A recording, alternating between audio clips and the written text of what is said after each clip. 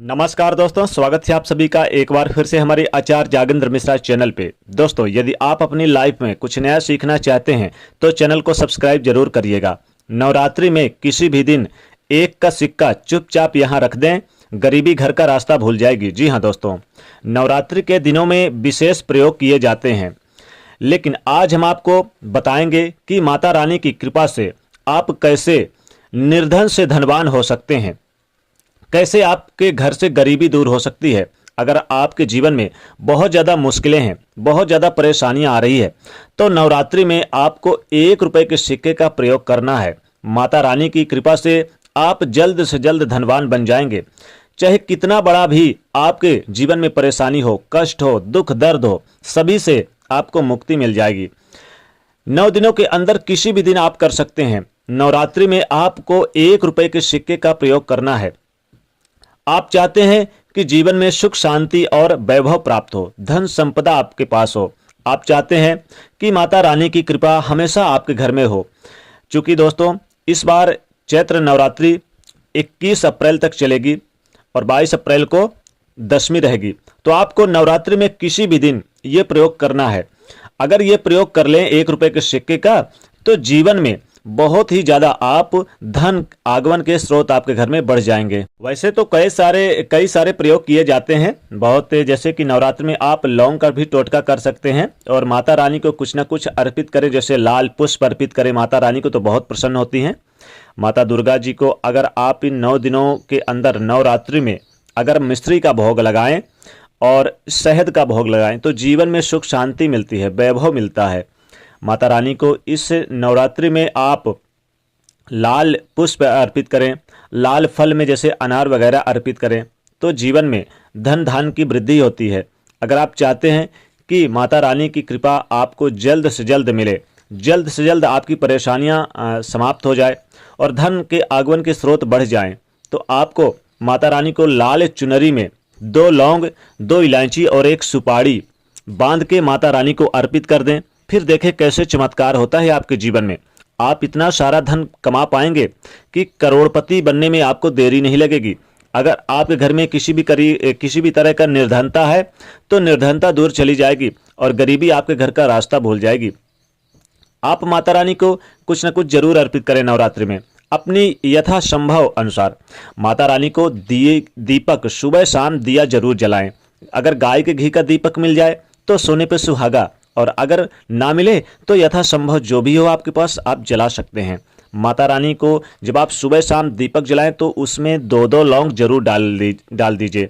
वो 2 लौंग बहुत ही आपके लिए चमत्कारिक रहेगी, और जब वो 2 लौंग बच जाए तो आप उसे चाहे तो अपने अलमारी पर रख लीजिए। तो इससे आपके जीवन के सारे कष्ट, सारे दुख दर्द, निर्धनता दूर हो जाएगी।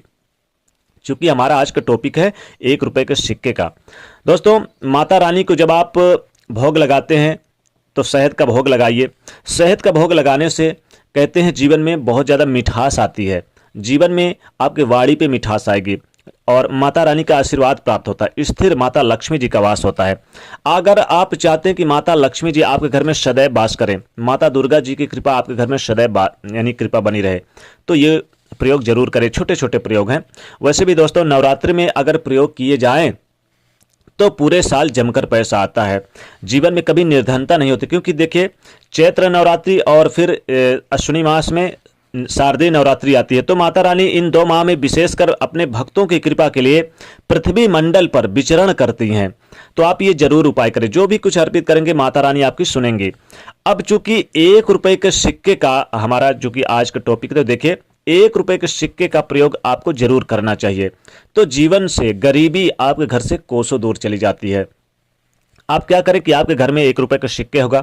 अगर 1 रुपए का सिक्का नहीं है तो 5 रुपए का भी सिक्का चलेगा, नहीं तो 10 रुपए का सिक्का भी चलेगा। लेकिन अगर 1 रुपए का सिक्का हो तो सोने पे सुहागा। अगर 1 रुपए का सिक्का हो तो आप ले लीजिए।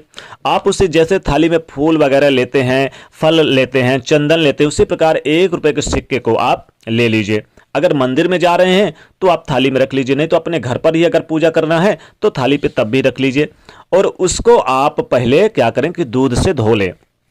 दूध से धोने के बाद फिर उससे सिक्के को, 1 रुपए के सिक्के को गंगा जल से धो लें। गंगा जल से धोने के बाद उसमें आप चाहे तो कुमकुम का चंदन या लाल चंदन आप उसमें अर्पित कर दें, यानी कि उसमें मतलब लाल चंदन लगा दें। लाल चंदन 1 रुपए के सिक्के में लगाने के बाद आप माता रानी के तस्वीर और मूर्ति के सामने बैठकर वहीं पर आप 1 रुपए के सिक्के को अपने दाहिने हथेली पे ले लेना है।